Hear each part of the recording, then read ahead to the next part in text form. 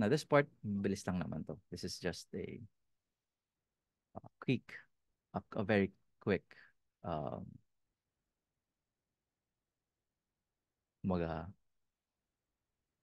I'm sure convinced naman kayo why you need to learn it. But I'll just give some examples why. Right? So why learn geospatial? Yep. So what if you had population data? You also had flood hazard data. And what if I told you na I can tell you how many people are at risk of flooding, right? We can do that because we know geospatial.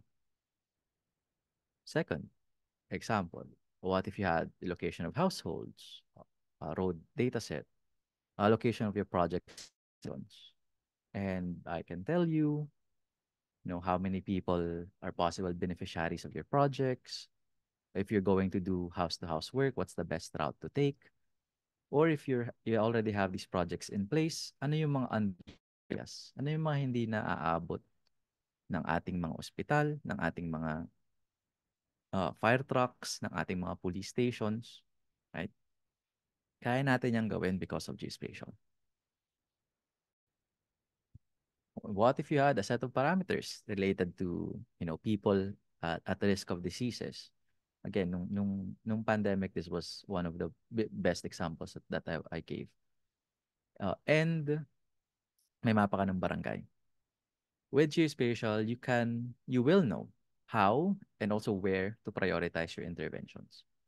So very powerful yung geospatial knowledge.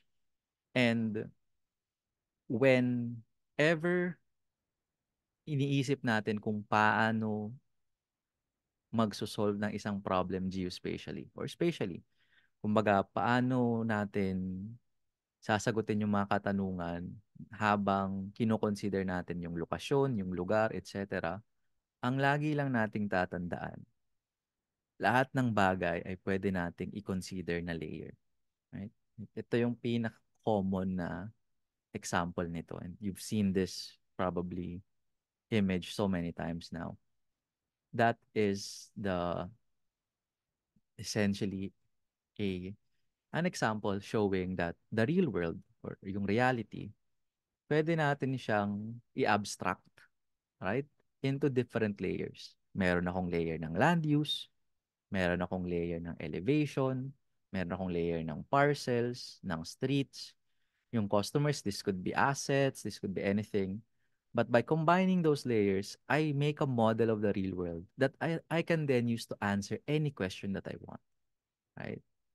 So when it comes to geospatial analysis, one of the things na, especially if you're using GIS, one of the things na lagi ko ring sinasabi and I try to remind people is think of think of everything you're doing from the perspective of layers. So yung layers essentially yung